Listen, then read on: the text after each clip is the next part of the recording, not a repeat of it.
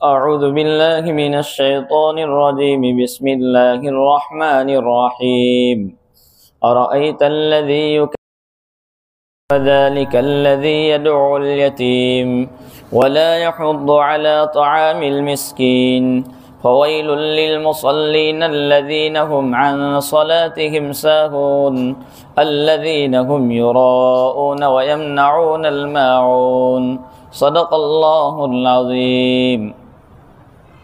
क्या आपने देखा उस शख्स को जो इंसाफ होने को जुटलाता है। फ़ज़ालिकल्लज़ी यदउल यतीम, फिर ये वही है जो यतीम को धक्के देता है और मिस्कीन को खाना देने की तरगीब नहीं देता। फ़वैलुल लिलमुसल्लीन, फिर हलाकत है उन नमाजियों के लिए जो अपनी नमाज को भूल जाते हैं, जो दिखावा करते हैं और मामूली चीज़ को भी मना करते हैं। कुरान करीम की ये सूरत ये भी आमतन हर एक मुसलमान को याद होती है। ये सूरत, इसके दो हिस्से हैं। आधी सूरत कुफ़ार के लिए है और आधी सूरत मुनाफिकीन के लिए है। इसका आधा मज़मून कुफ़ार मक्का के सिलसिले में है, दूसरा आधा मज़मून मुनाफिकीन के सिलसिले में है। अगरचे मुखातब और इन आयतों से इशारा उनकी तरफ है, लेकिन सबक पूरी उम्मत के लिए, कुरान तमाम लोगों के लिए है, सबक हम सब के लिए भी है। डायरेक्ट उन लोगों को कहा गया, लेकिन इनडायरेक्ट हम सब इसमें शामिल हैं। और अयतल्लज़ी, इस सूरत का पस मंज़र और शान नुज़ूल, इसका बैकग्राउंड ये है कि अबू जहल, इसकी एक आदत थी कि मक्का में कोई मर जाता तो वो उसके घर जाता और जाकर के कहता, ये तुम्हारा जो सारा माल है, जायदाद है, ये जायदाद तुम मेरे हवाले कर दो। ये तुम्हारे बच्चे यतीम हो जाएंगे तो कोई पूछने वाला नहीं होगा, तो मैं माल के ज़रिए इनकी मदद किया करूँगा। तुम्हारे बच्चों को लोग मार मार करके पैसे ले लेंगे, जायदाद ले लेंगे, तुम मेरे हवाले कर दो। तो वो अबू जहल माल ले लेता था और फिर यतीमों को देता नहीं था, फिर घर पे आते तो धक्के दे करके भगा देता था। एक मर्तबा हुआ यूँ कि एक यतीम का माल उसके कब्ज़े में आया। अब वो यतीम रोता हुआ नबी पाक सल्लल्लाहु ताला अलैहि वसल्लम के पास गया और जा कर के कहा कि अल्लाह के रसूल सल्लल्लाहु अलैहि वसल्लम, अबू जहल मेरे बाप की जो विरासत थी वो लेकर के बैठा है, अब वो मुझे देने से मना करता है, मुझे मना कर देता है, मैं तंग दस्त हूँ। हज़रत नबी पाक सल्लल्लाहु ताला अलैहि वसल्लम उस यतीम बच्चे को ले कर के अबू जहल के पास गए और अबू जहल को जाकर के कहा, कैसा क्यों करता है, तुझे क़यामत के दिन हिसाब देना है, अल्लाह तबारक व ताला को हिसाब देना है, तेरी पूछ होगी। तो उस वक्त उसने कहा कि मैं कहाँ मानता हूँ हिसाब के दिन को। तो इंसाफ के दिन को झुटलाता था, यतीम को धक्का देता था, उसकी सिफत इन आयतों में बयान हुई है। इसी सिलसिले में ये आयतें बयान हुई है। और अयतल्लज़ी युकज़्ज़िबु बिद्दीन, क्या आपने देखा उस शख्स को जो इंसाफ होने को झुटलाता है। यानी अगर कोई बंदा इस दुनियावी जिंदगी, अगरचे ये डायरेक्ट तो अबू जहल को खिताब है, उसके सिलसिले में ये आयत नाजिल हुई है, लेकिन अगर कोई बंदा यहाँ गलत काम करता है तो वाक़ियतन वो इस सिलसिले को लेकर के कि वो आखिरत की परवाह नहीं करता, इसकी फ़िक्र नहीं करता। और अयतल्लज़ी युकज़्ज़िबु बिद्दीन, आपने देखा उस शख्स को जो इंसाफ के दिन को जुटलाता है कि इंसाफ होगा नहीं होगा, क्या होगा। फ़ज़ालिकल्लज़ी यदउल यतीम, फिर वही है जो यतीम को धक्के दे देता है और धक्के दे करके निकाल देता है कि मैं ऐसा वैसा कुछ किसी को देता नहीं हूँ।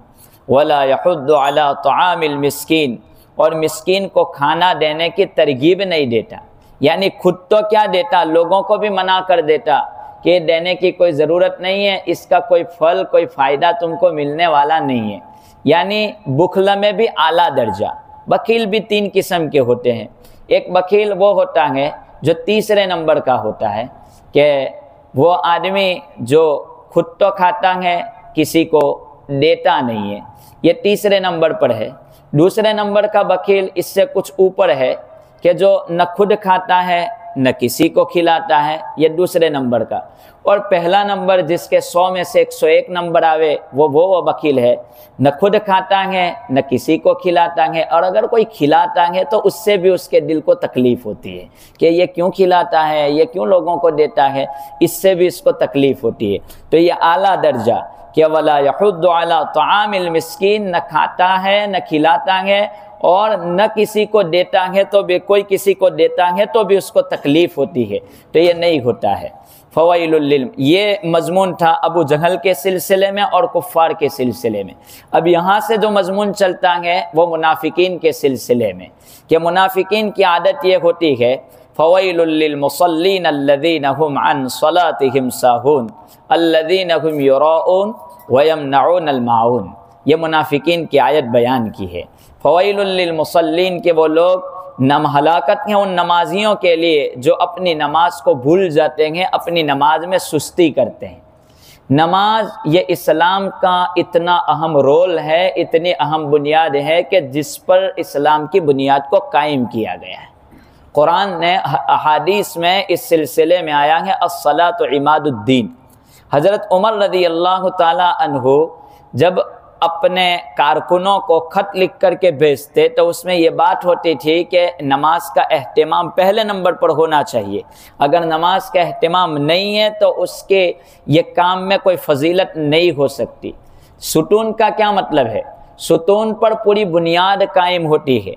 अगर कोई छोटा सा तंबू खेमा लगाना हो तो एक लकड़ी पर वो खड़ा हो जाता है और लकड़ी पर वो कोई कपड़ा वगैरह डाल देते हैं जिससे तंबू तैयार हो जाता है, खेमा तैयार हो जाता है। लेकिन सुतून वो होता है जिस पर पूरे घर की बुनियाद रखी जाती है, या ये बड़े बड़े जो ब्रिज होते हैं उसकी बुनियाद रखी जाती है, बड़ी बड़ी गाड़ियाँ उस पर से गुजरती हैं, तो सुतून ये काम देता है। तो अगर किसी बंदे के इस्लाम को, उसकी हालत को, उसके तरीक़ों को देखना है तो उसकी नमाज किस कदर अहमियत रखती है वो देखा जाता है कि उसकी नमाज का क्या मकाम है उसकी ज़िंदगी में। अगर मकाम सही है तो उसका सुतून ठीक ठाक है, वो आदमी की ज़िंदगी की बिल्कुल साफ़ सुथरी है। एहतिमाम का ये मतलब। तो फ़वाइलुल लिल मुसल्लीन अल्लज़ीना हुम अन सलातिहिम साहून, अपनी नमाज़ों में सुस्ती करते हैं। सुस्ती करने का क्या मतलब? ये मुनाफिकीन की आदत है, ये कि वो नमाज या तो पढ़ते हैं ऐसे वक्त में जहाँ लोग देखते हैं, और ऐसे वक्त को छोड़ देते हैं जहाँ लोग देखते नहीं हैं, ऐसे वक्त में नमाज नहीं पढ़ते, एक ये बात। और अगर पढ़ लेते हैं तो काहिली और सुस्ती के साथ उठते हैं, दिल तसल्ली के साथ नहीं उठते, दिल लगाकर नमाज नहीं पढ़ते, ये काम होता है। और अगर पढ़ लेते हैं तो फिर नमाज का जमात का ख्याल नहीं करते, सुन्नत और नवाफिल का ख्याल नहीं करते, आए चले गए। और नमाज को जिस ढंग और तरीके से पढ़ना चाहिए, इन ढंग और तरीक़ों से वो नमाज नहीं पढ़ते। तो ये 3 चीज़ें जिक्र की। तो हमें सबकी ज़रूरत है कि नमाज में जमात का भी एहतिमाम, सुन्नत व नवाफिल का भी एहतिमाम, नमाज के तरीक़े का भी एहतिमाम, इन चीज़ों को होना चाहिए, वरना ये मुनाफिकीन की आदत है। या फिर अल्लज़ीना हुम युराऊन, वो लोग अपनी नमाज में दिखलावा करते। कोई देखता है तो अच्छी नमाज पढ़ता है, कोई नहीं देखता है तो ऐसे ही फटाफट नमाज पढ़ करके चला जाता है। वयमनऊनल माऊन, अब और वो लोग रोकते हैं माऊन को, यानी मामूली चीज़ को वो लोग देते नहीं हैं। मामूली चीज़ का क्या मतलब? कि आदमी बुखला में इतना दर्जे तक पहुँच जावे कि छोटी छोटी चीज़ों को भी मना कर दे। मसलन आग।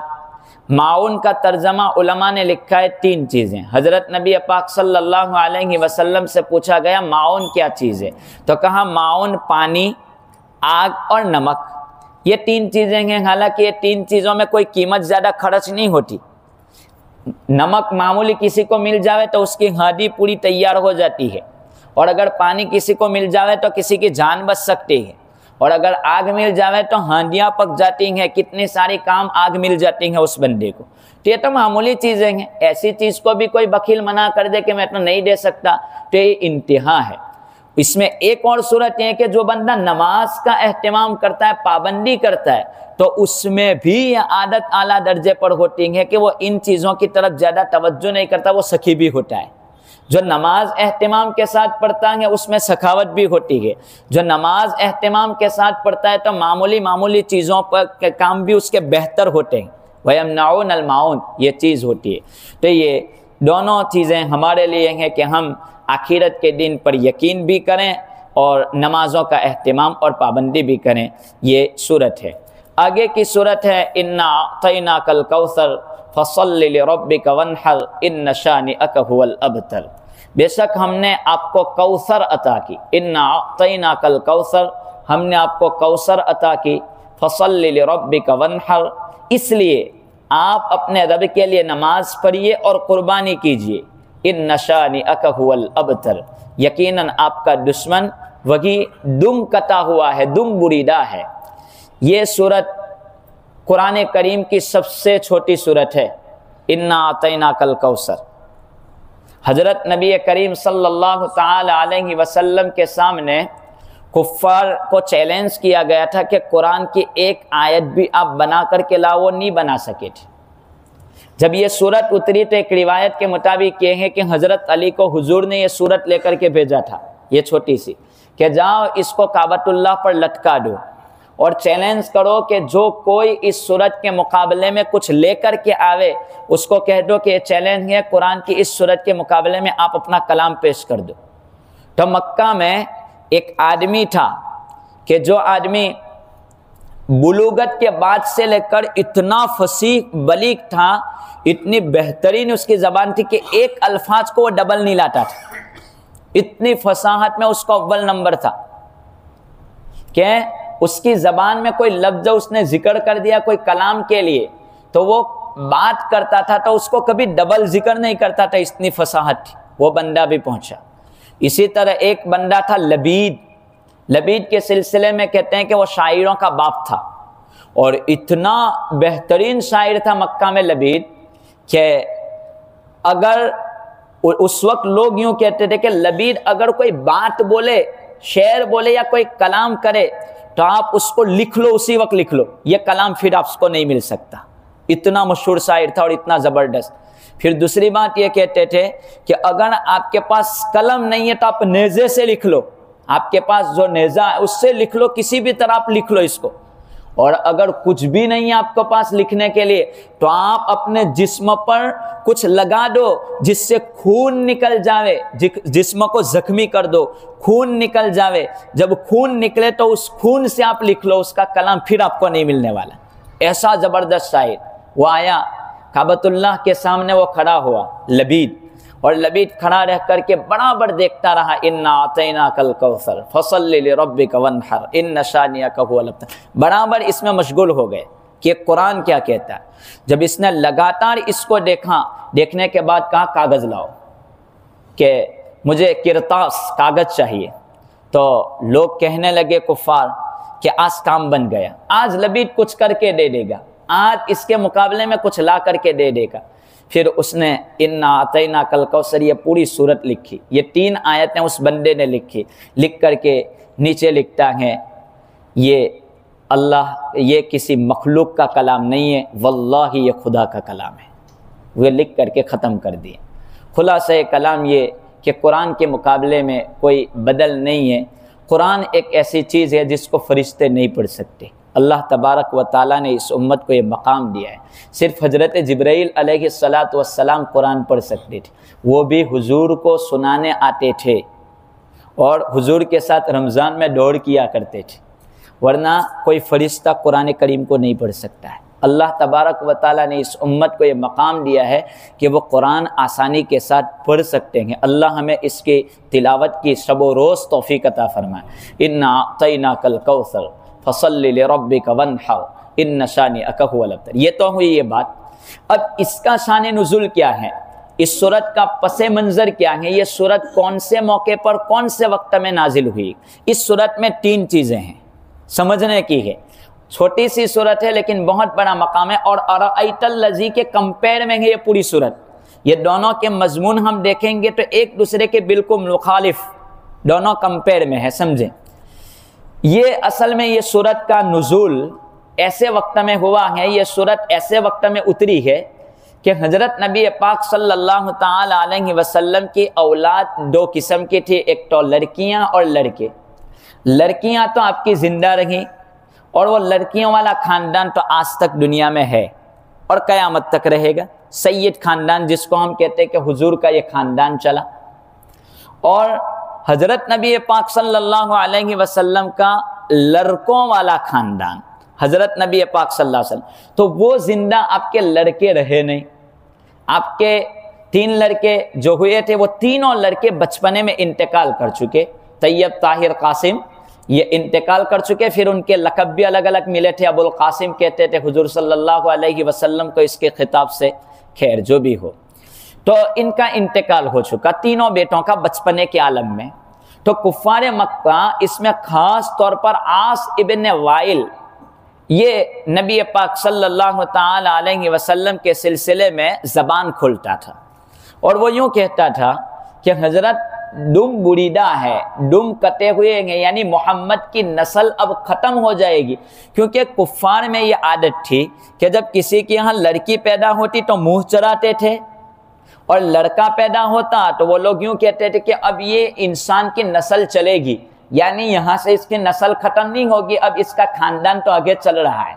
तो हज़रत नबी पाक सल्लल्लाहु अलैहि वसल्लम के लड़के जब जिंदा नहीं रहे तो उसने कहा कि अब यहाँ से तो नस्ल ख़त्म हो गई, मोहम्मद को लोग बहुत पुकारते हैं, बहुत पुकारते हैं, यहाँ पर तो नस्ल का खात्मा है, ये नस्ल आपकी ख़त्म हो चुकी। ये कुफ़ार मक्का कहते थे, ख़ास तौर पर आस इब्न वाइल ये यूँ कहा करता था कि अब नस्ल ख़त्म हो चुकी। तो अल्लाह तबारक व ताला ने कुरान करीम की ये सूरत उतारी और हज़रत नबी पाक सल्लल्लाहु अलैहि वसल्लम के 3 इनाम का जिक्र कर दिया और उसकी नस्ल का जवाब भी दे दिया कि नस्ल क्या है। आस इब्न वाइल का जिक्र अगर न होता तो आज तक कोई जानता नहीं है कि आस इब्न वाइल कौन है और कौन गुजरा है। ये तो कुरान ने बुराई के साथ भी जिक्र किया है, इसलिए लोग जानते हैं कि आस इब्न वाइल एक गुजरा है, वरना हज़रत नबी पाक सल्लल्लाहु अलैहि वसल्लम का जिक्र आज तक बल्कि हमेशा ज़िंदा है और लोग याद करते हैं और उनकी नस्ल को भी लोग देखते हैं। इन्ना तैनाकल कौसर, इस सूरत में 3 चीज़ें हैं। इस सूरत में एक तो नबी इनाम मुस्तफ़ा, नबी पाक सल्लल्लाहु अलैहि वसल्लम को जो इनाम मिला है उस इनाम का जिक्र है, और इहानत दुश्मनान मुस्तफ़ा, यानी नबी पाक सल्लल्लाहु अलैहि वसल्लम के जो दुश्मन थे उनकी जो इहानत हुई है, जो तौहीन हुई है, ये भी इस सूरत में ज़िक्र किया गया है। और तीसरी सूरत कौसर जो आपको अता किया, तीनों चीज़ें आ रही है। इन्ना तैनाकल कौसर, हमने आपको कौसर अता किया। कौसर से क्या मुराद है? कौसर का एक तर्जमा तो यह है कि खैर कसीर, बहुत खैर और बहुत भलाई अता कर दी हो, उसको कौसर कहते हैं। कौसर का दूसरा तर्जमा ये है हौज कौसर वाला, कि हौज कौसर अल्लाह तबारक व ताला कल मैदान महशर में हज़रत नबी पाक सल्लल्लाहु ताला अलैहि वसल्लम को अता फरमाएंगे। और उस कौसर हौज में ये चीज़ होगी कि तमाम उम्मतियों को अपने हाथों से नबी पाक सल्लल्लाहु अलैहि वसल्लम जामे कौसर, कौसर का पानी पिलाएंगे। लेकिन हुजूर जब ये बात बयान करते थे तो कहते थे, रिवायत में कहते कि कुछ लोगों को उस हौज से फरिश्ते अलग कर देंगे। मैं कहूँगा मेरे उम्मती हैं, आने दो, इनको क्यों अलग करते हो? कहा कि हुजूर आपके जाने के बाद ये लोगों ने अलग अलग फितने खड़े कर दिए थे दीन में, अब इन लोगों का यहाँ पर कोई मकाम नहीं है। तो शाह अब्दुल अजीज़ मुहद्दिस देलवी, मुफ्ती तकी, इनकी तफसीर मैंने देखी। उन लोगों ने आखिर में कहा हमें दुआ करनी चाहिए। बड़े बड़े बुज़ुर्ग हजरात ये कहते थे अपनी इस बात को लिख करके कि अल्लाह से दुआ करनी चाहिए, अल्लाह मुझे हौज कौसर से अलग न करना, कोई ऐसा अमल मुझसे ना हो जाए कि मैं हुजूर के इस पानी पीने से मैं ढुटकार दिया जाऊँ, पानी पिलाने से। हमें और ज़्यादा डरने की ज़रूरत है, क्योंकि वो तो पहुँचे हुए लोग हैं, मकाम है उनका। तो एक इन्ना तैनाकल कौसर, के बेशक हमने आपको कौसर अता की, तो वो कौसर का पानी ऐसा मिलेगा कि एक मर्तबा बंदे को पिला दिया जाएगा, फिर कभी उसको प्यास नहीं लगेगी। तो अब सवाल पैदा होता है, फिर जन्नत में आदमी पानी क्या पिएगा? प्यास नहीं लगेगी। तो कहा प्यास नहीं लगेगी वरना आदमी पानी तो पी सकता है, जो प्यास लगती है उसकी ज़रूरत नहीं पड़ेगी, वरना आदमी पीने को चाहे तो सब कुछ मिलेगा। प्यास का मसला अलग है, प्यास नहीं लगेगी। तो उस वक्त अल्लाह तबारक व तआला आपको ये इनाम अता फरमाएंगे, इन्ना अअतैना कल कौसर। अल्लाह तबारक व तआला हम सबको जामे कौसर नसीब फरमाए। फसल्लि लिरब्बिका वन्हर। अब मैं कहता था कि वो ये सूरत कंपेयर में है, किस तरीके से कंपेयर में है वो देखो कि उस वक्त नमाज का जिक्र आया कि नमाज के जिक्र में आया कि मुनाफिकीन नमाज नहीं पढ़ते, तो अल्लाह ताला ने आपको इनाम दिया है तो फसल्ली, आप नमाज पढ़ो, नमाज पढ़ो। मोमिन नमाज पढ़ता है, ए हुजूर आप नमाज पढ़े, फसल्ली नमाज पढ़े। उस वक्त आया था कि मुनाफिकीन युराउन नमाज का दिखलावा करते हैं, लिरब्बिक आप अपनी नमाज अपने रब के लिए पढ़ें, किसी और के लिए न पढ़ें, अपने रब को राजी करने के लिए पढ़ें। वनहर आप कुर्बानी को ज़बह करें। कुफ्फारे मक्का चूंकि जानवर को ज़बह करते थे मूर्तियों के नाम पर, बूटों के नाम पर, तो आप वनहर अपने जानवर को अपने रब के लिए ज़बह कीजिए, कि किसी के लिए ज़बह न किया कीजिए। वनहर आपकी कुर्बानी अल्लाह के लिए हो जाए। इसीलिए कहा इन्ना सलाती व नुसुकी व महयाया व ममाती लिल्लाहि रब्बिल आलमीन ला शरीक लहु व बिज़ालिका उमिरतु व अना अव्वलुल मुस्लिमीन। इन्ना सलाती बेशक मेरी नमाज, व नुसुकी मेरी कुर्बानी, व महयाया मेरी ज़िंदगी, व ममाती और मेरी मौत, लिल्लाहि रब्बिल आलमीन अल्लाह रब्बुल आलमीन ही के लिए है। ला शरीक ला, मैं उसके साथ किसी को शरीक नहीं करता। व बिज़ालिका उमिरतु व अना अव्वलुल मुस्लिमीन, और मुझे इस बात का हुक्म दिया गया कि मैं सबसे पहला मुसलमान हूँ। ये हज़रत इब्राहीम की दुआ जिसको यहाँ जिक्र किया गया, उस पैराग्राफ को जिक्र करके फिर नबी पाक सल्लल्लाहु अलैहि वसल्लम को हुक्म दिया गया, और वनहर ये तीन चीज़ों का जिक्र किया। फसल्ली नमाज भी ऐसी जो अल्लाह के लिए हो, और कुर्बानी भी ऐसी जो अल्लाह तबारक व तआला के लिए। इसीलिए कुर्बानी के सिलसिले में मसला यही है कि अगर कोई बंदा जानबूझ करके बिस्मिल्लाह छोड़ देता है तो उस जानवर को खाना हलाल नहीं है, वो हराम है, जा नहीं खा सकती। अगर कोई बंदा बिस्मिल्लाह नहीं पढ़ता, इसीलिए इसमें एहतियात की बहुत ज़रूरत है कि आप कहाँ से लेते हो गोश्त वगैरह, इसकी तहकीक करें। अगरचे मुर्गी क्यों ना हो, इसको लेने में तहकीक की जाए कि वो बिस्मिल्लाह, हराम की ग़िज़ा कहीं हमारे यहाँ न चली जाए, हराम है, हम नहीं खा सकते। इसका कितना मकाम है आप अंदाज़ा लगाएं कि अगर कोई कुत्ता शिकार लेकर के कोई बंदा गया, शिकारी कुत्ता, और शिकारी कुत्ता सुधाया हुआ होता है, उसको तालीम दी हुई होती है, उस कुत्ते को छोड़ा जाता है। वो कुत्ता अगर यहाँ से किसी ने छोड़ा बिस्मिल्लाह पढ़ करके, यहाँ से जब कुत्ता छोड़ेगा, शिकार के लिए ट्रेनिंग दी है, उसको बिस्मिल्लाह पढ़ के छोड़ा, और वो कुत्ता शिकार को पकड़ करके लेके आया और ला करके इसको दे दिया। अब वो कुत्ता इसमें से एक लुकमा भी खा लेता है तो ये मालिक के लिए हराम है, नहीं खा सकता। आप अंदाजा लगाओ, मैं इखलास समझाना हूं। अगर एक लुकमा भी वहां खा ले, पकड़े, और उस वक्त कोई जख्मी हो तो कोई मसला नहीं, लेकिन जख्मी होने के बाद वो अपने लिए उस ग़िज़ा को, वो गोश्त को इस्तेमाल कर रहा है, तो अब ये मालिक नहीं खा सकता इसको। अब ये खालिस नहीं रहा, अब इसमें शिरकत आ गई। इसी तरीके पर अगर कोई बंदा खालिस अगर ज़बह कर लेता है और उसमें थोड़ा बहुत शाइबा भी आ जाता है तो वो तेरे लिए हलाल। जब कुत्ते के लिए मसला है तो फिर मुसलमान आम मोमिनीन के लिए तो आम बात हो गई कि किसी और की अगर शिरक और शिरकत हो गई तो फिर वो बंदे के लिए हलाल नहीं हो सकता, वो अल्लाह के अलावा हो गया। अल्लाह कहते हैं मैं तमाम शरीकों में से बेहतरीन शरीक बेनियाज हूँ, मैं किसी को नहीं ले सकता। वनहर मैं उसको हवाले कर देता हूँ कि ले जा तू, मुझे नहीं चाहिए। तो जिसके लिए होगा वो उसके लिए हो जाएगा। वनहर और ज़बह करें अल्लाह तबारक व तआला के लिए। इन नशा, ये तीसरी चीज़, इहानत दुश्मनान मुस्तफ़ा के दुश्मनों की इहानत। इन नशानी अकहुल अबतर, बेशक आपके दुश्मन ये दुम कटे हुए हैं कि उनका कोई पूछने वाला नहीं होगा, वो उनकी दुम कट जाएगी, उनका कोई पुरसाने हाल नहीं होगा, वो ख़त्म हो जाएंगे। आज भी नबी पाक सल्लल्लाहु ताला अलैहि वसल्लम का नाम ज़िंदा है और वो लोग ख़त्म हो चुके। तो ये दो छोटी सी सूरतें एक दूसरे के कंपेयर में समझें कि एक तरफ मुनाफिकीन और कुफ़ार की हालत है तो दूसरी तरफ मोमिनीन की हालत है। अल्लाह तबारक व तआला हमें इन बातों पर अमल की तौफीक अता फरमाए।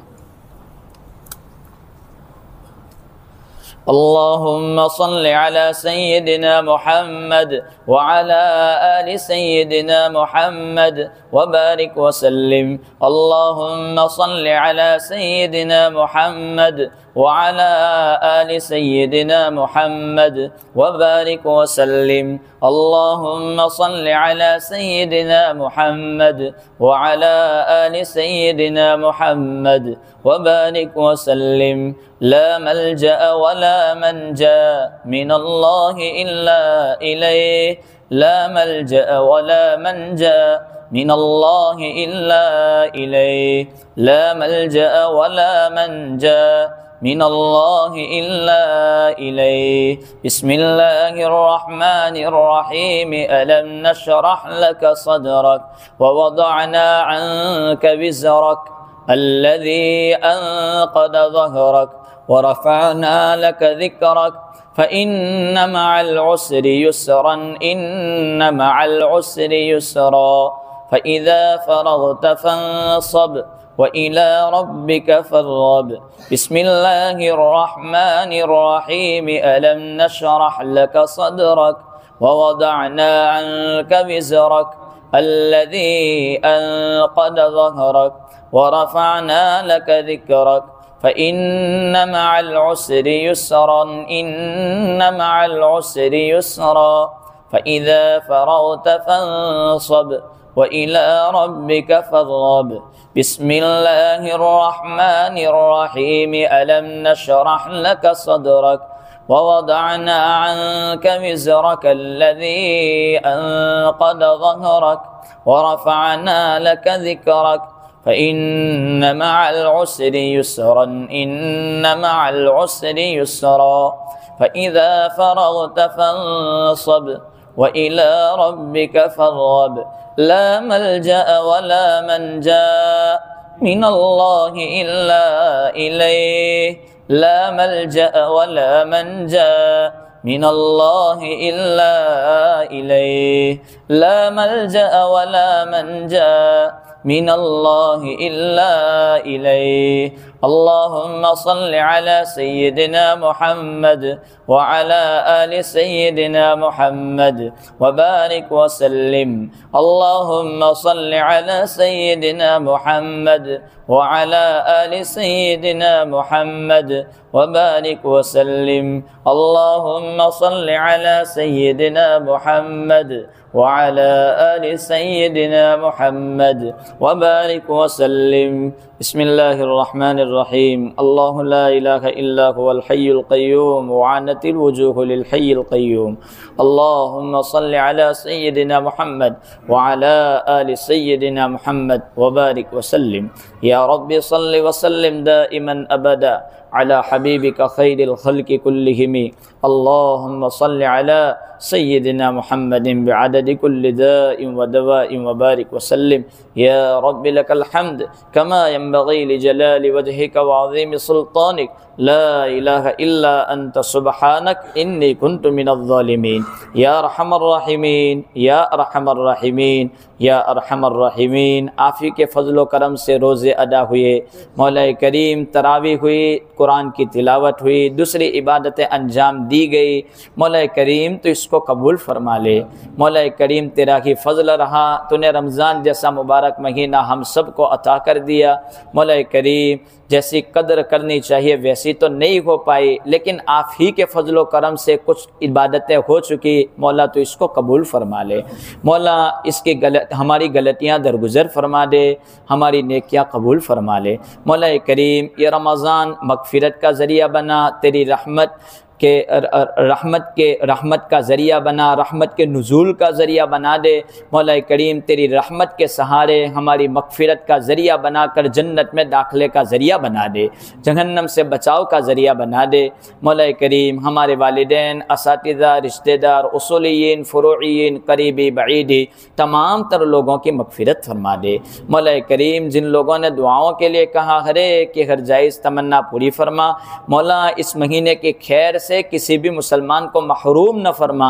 मौला करीम हर एक को इस महीने की खैर और भलाइयाँ अता फरमा दे। मौला करीम मकरूज़ीन के कर्ज़ अदा फरमा दे, बीमारों को शिफा कामिला आजिला मुस्तमिर अता फरमा दे। मौला बहुत सारे नौजवान बेटियां और बेटे अपनी शादी की उम्रों को पहुंच चुके हैं। मौला करीम उनकी शादी का कोई नज़्म नहीं हो पा रहा है, या तो गुर्बत की वजह से या उनका मुनासिब कोई जोड़ा नहीं मिल पा रहा है। मौला करीम तो हर एक के लिए राहें आसान कर दे।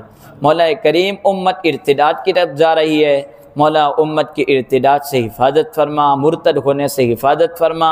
मौला बहुत बड़ा तोहफ़ा तूने ईमान का दिया है, जहाँ तक ज़िंदगी बाकी है इस्लाम पर बाकी रख। और मौला जब भी बुलावा मुक़द्दर हो कामिल ईमान पर ख़ातिमा नसीब फरमा दे।